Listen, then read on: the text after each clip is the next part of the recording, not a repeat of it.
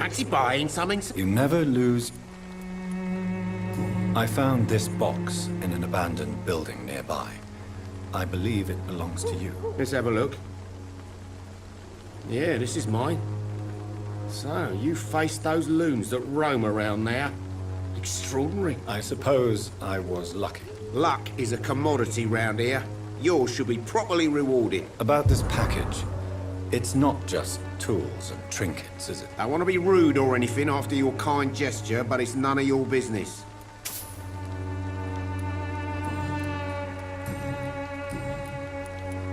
Barrett, you had an affair with Joe's wife, didn't you? Yeah, I did. She's the only woman I loved. My first regret is that she stayed with Joe after Harry was born. The second is I never shed a tear when she died. Did you ever try talking to Joe? Never. But I suspected he knew everything, even without knowing it. And he decided to make me pay in his own way.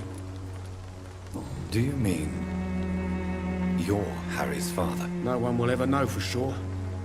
And it's better that way. And I don't believe I'd have been all that bad as a dad.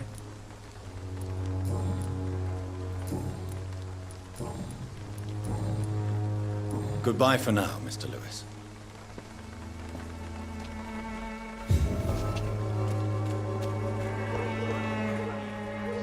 You again?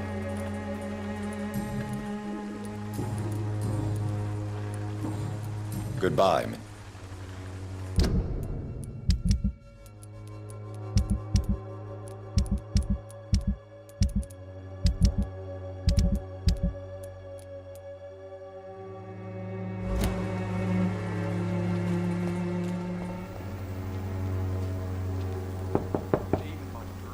Hello, young man. I'm Dr. Reed, and I would like to ask you a few questions. May I enter, please? Sorry, no, sir. My father does not like people entering our house, you see. Your father is worried about you, boy. He asked me to look for you. So my father actually worries about me then? Okay then. Come on in. I'm Harry, by the way. Is there only pain and suffering in this world?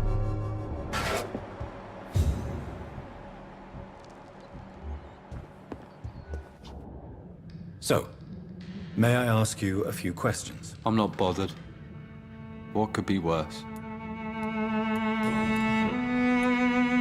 Do you remember when Barrett Lewis was close to your family? To your mother? Not really. I was too young.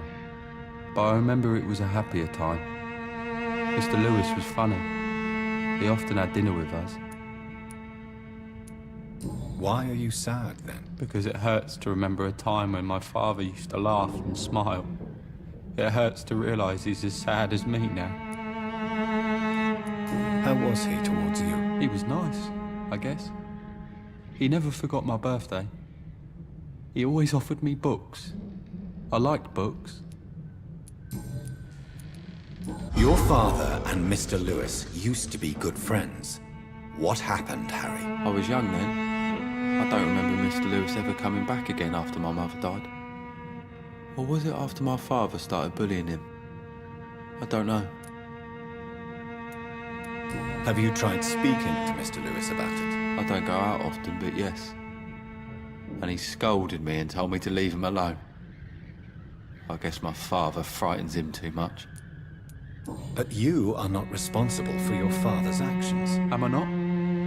Dad always says that he joined that gang for my safety. So if I wasn't born, people wouldn't be worrying about Colossus Joe.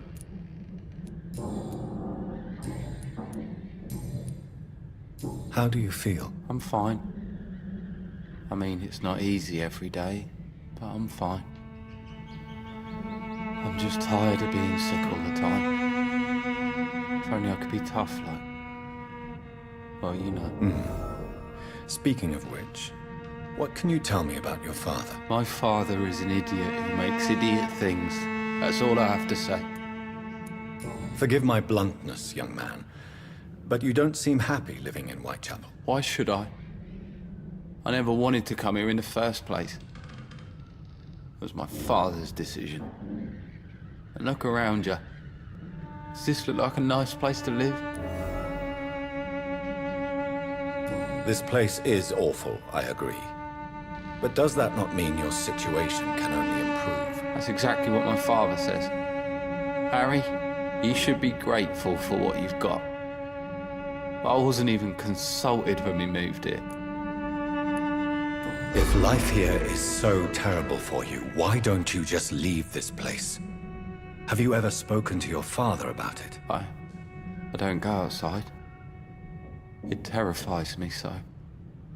I went outside once without my father noticing and I saw terrible things. Bloody and frightening things. So that's why you stay at home all day? For fear of the epidemic? I'm not afraid of disease or death, Dr. Reed. It's the living I'm afraid of.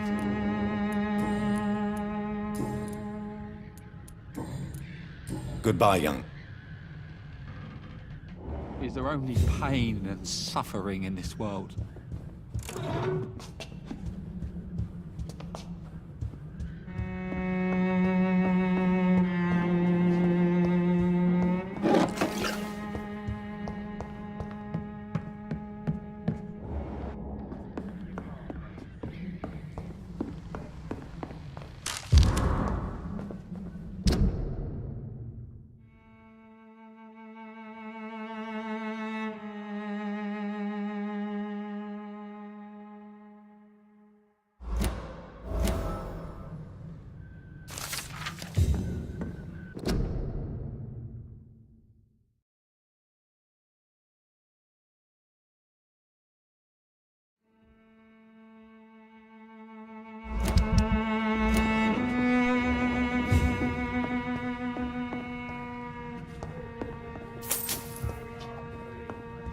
It's locked.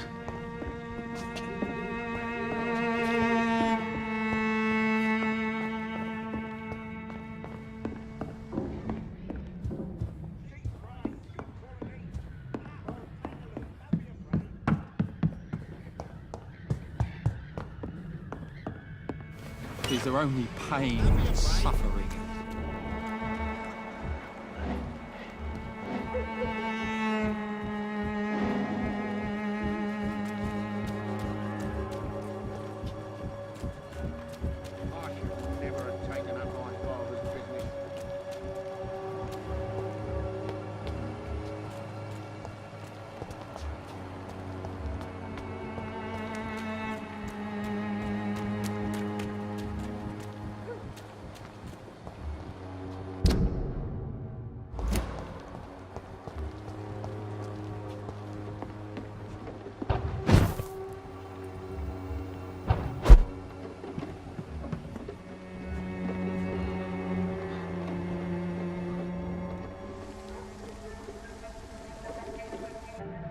So you only hurt people because you care about me? Is that it?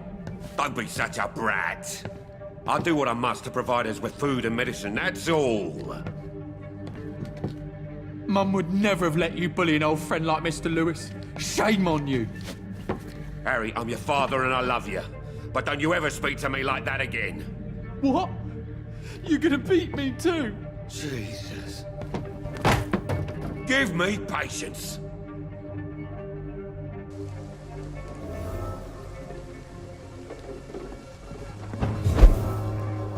It's locked.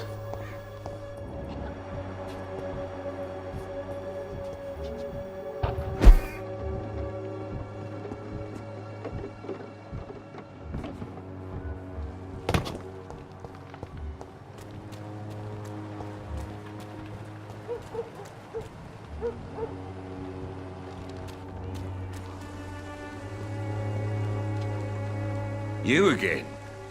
What? Harry doesn't seem happy living in Whitechapel.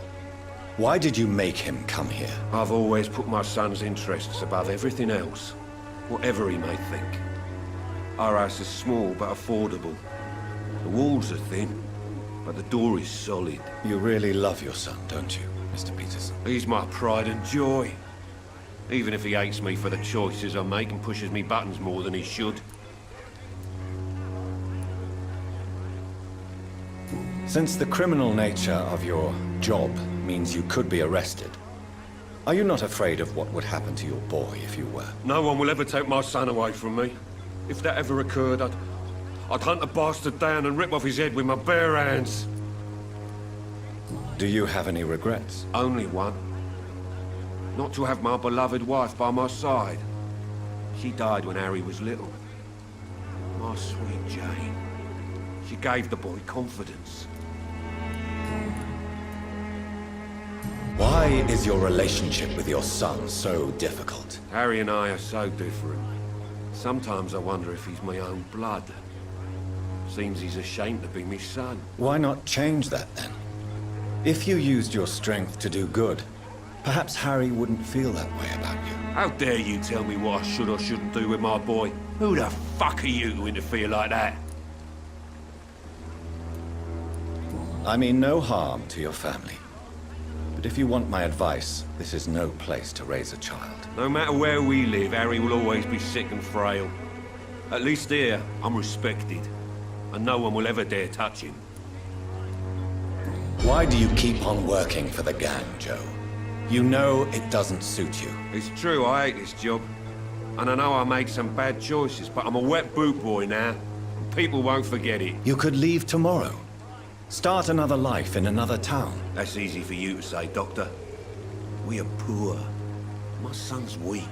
And there's no way he'll endure another disappointment.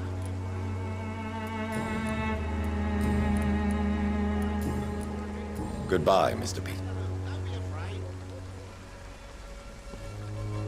Cheap price, good quality.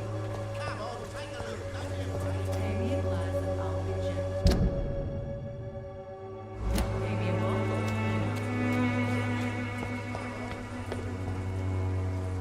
Excuse me, sir. Are you familiar with this part of town? Name's Clayton Darby, reporter. Sorry, I'm new to Whitechapel. But perhaps you could help me since you're a journalist. My name is Jonathan Reed. Dr. Reed, the famous surgeon. I'll gladly help if I'm able, sir.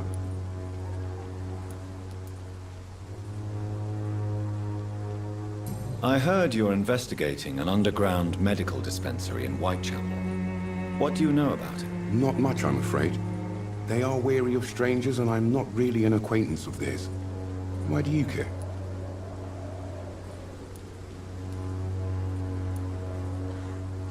I'm afraid one of the nurses from the Pembroke Hospital may be involved with unsavory activities. Ah, could it be Dorothy Crane? Without a doubt, you are a damn fine journalist, Mr. Darby. What do you know of her accomplice, a man named Darius? I don't know much about the man. He's very cautious. Never goes out. Doesn't seem to have any friends or family. He never goes out? No. A few days ago, he unexpectedly did. I followed him, but it was just a ruse to keep me away from his house. Really? How do you know? He went to the nearest mailbox, but just before posting his letter, he ripped it up and threw it away. He has no relatives at all? No, except for that strange man, a poet named Richard Nethercott, who sometimes comes by. Darius would never let him in. Where can I find this Mr. Nethercott? He spends most of his time lurking around Whitechapel, talking to himself or declaring verses. These days, you can usually find him behind the church. Why are the newspapers keeping silent about the Spanish influenza? It's as though none of you care. There's a war going on. People shouldn't be demoralized by news of deadly diseases. It's a disgrace. People are left to die alone. No one is properly informed of the risks. These are bad times indeed. So much for the glorious British Empire. What is a journalist doing in this borough after sunset? He goes where none of his colleagues would dare to go, to inform the country. That's quite honorable of you. But is the public interested? Not at all, sir. And that's why I'm an independent journalist, hoping to sell some stories. So you risk your life to reveal the truth. I saw many reporters do the same during the war. Whitechapel is the crucible of so many untold stories and tragedies. I want people to know them. Have you any idea of the danger you face in these streets at night? I've had to run and hide more than once from frenzied mobs incensed by the fever. Do you think the flu is really responsible for this, Doctor? I must confess, some of my rational views have been shaken by recent events. I'll remember to stay away from the district's roughest streets then.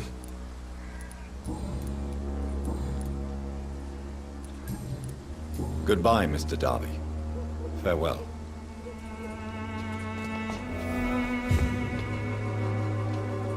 Forgive my interruption. Do not apologize, my son. Father Tobias Whitaker is always happy to teach mortals about the incoming Armageddon. I am Dr. Jonathan Reed, and I just have a few questions. A scientist? You are much more lost than I thought, my son. What do you mean when you say that I am more lost than you thought? All scientists are entangled in a world of causes and consequences, and most of them can't see the plain truth. Quite a judgmental opinion, if you ask me. But what do I know? Blinded by science as I am. But you are seeking answers, aren't you? Answers about the Armageddon about to strike the city. Answers about the hidden truth. I am. But the answers I seek are based on facts, not superstition.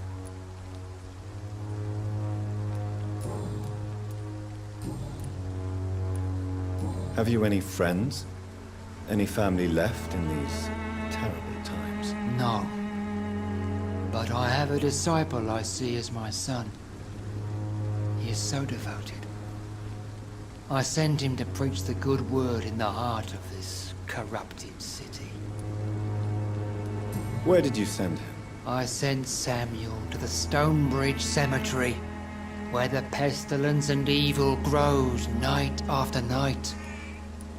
You sent him on some preaching crusade during the epidemic. As a true believer, Samuel will fear no evil while he walks through the valley of the shadow of death.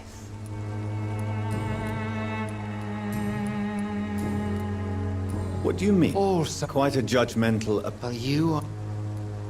Well, I suppose I can spare a few minutes listening to your so-called truth. As a doctor, you must be aware of the decimating epidemic.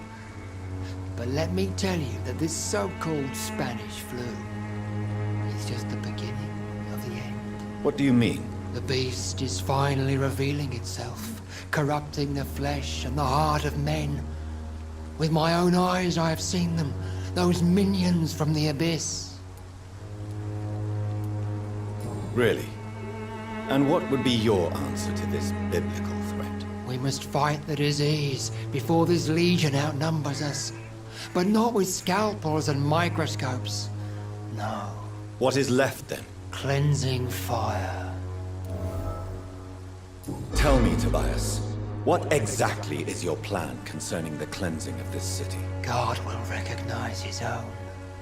More than once this city has risen from the ashes, hardened and purified by the flames.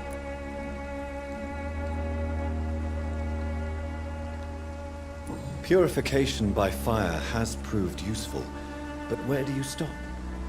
Burn the clothes? The buildings? The corpses? Worse? Your lack of faith is predictable.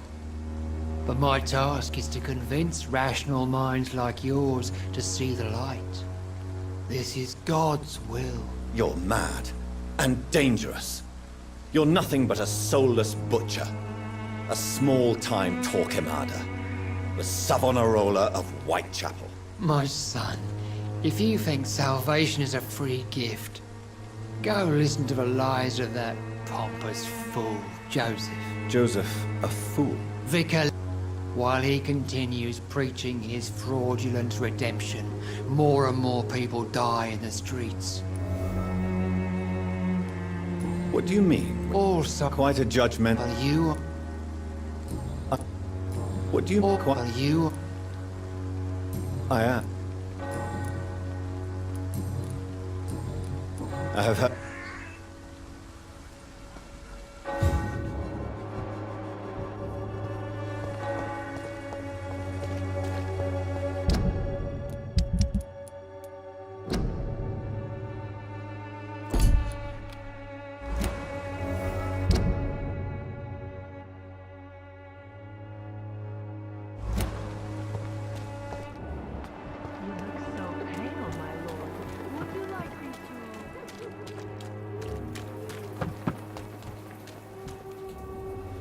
Don't be shy, handsome.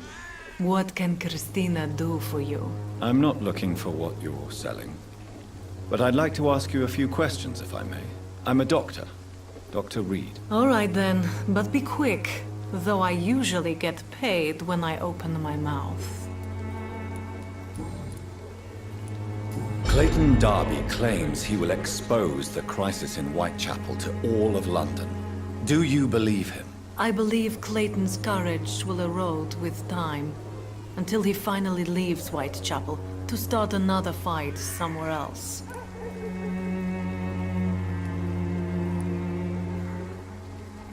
Are you talking from experience? I've seen your type come here to get a good fuck in a cheap room or a dark alley before going back to their fancy houses in the West End.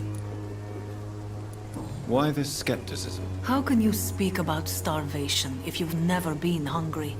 Or about poverty? Or anything else you have never suffered from? Christina, have you been examined? The epidemic is spreading fast in London, and you could be exposed. Or expose others. I don't like doctors or hospitals, but I don't like you asking questions. You can put your own life in danger, that's your decision. But what about your clients? If you're contaminated, you will put them in danger too. And you think that would worry me? If you knew the men I deal with, their health would not be what you'd worry about. Considering your line of work, I assure you it is only a matter of time before you have health issues. If it is going to happen, it will happen. Right now, I need money. That's what's important.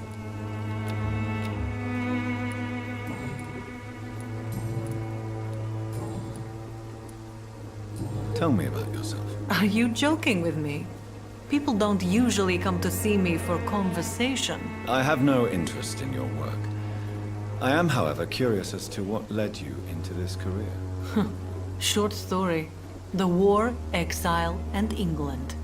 This country is not especially welcoming. I've been refused many jobs because of where I am from. I had few options left.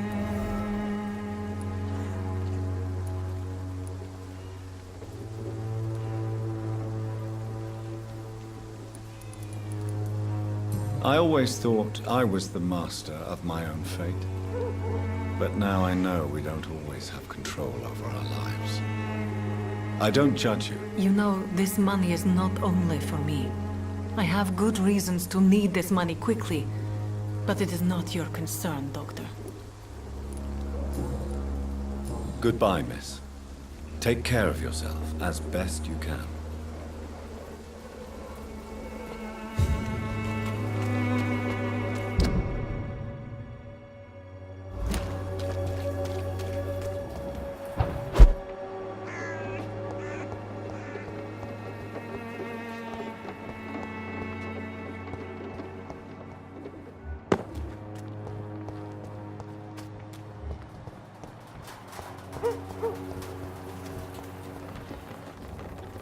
Good evening, miss.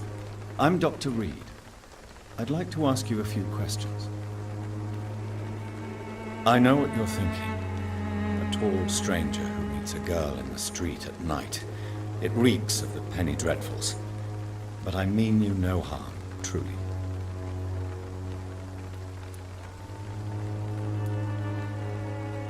I know you understand what I'm saying.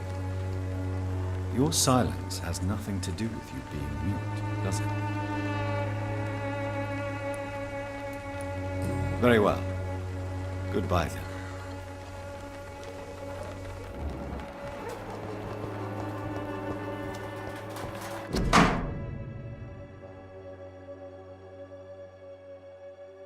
The content of Darius' letter to his children could give me more leverage to enter.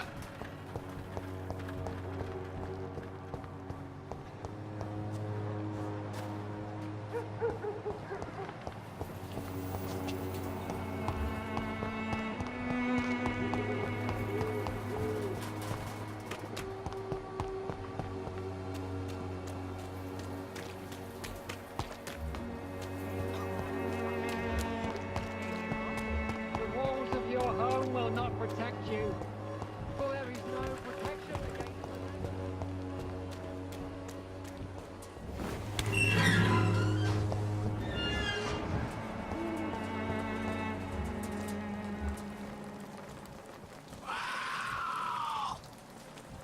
Ah!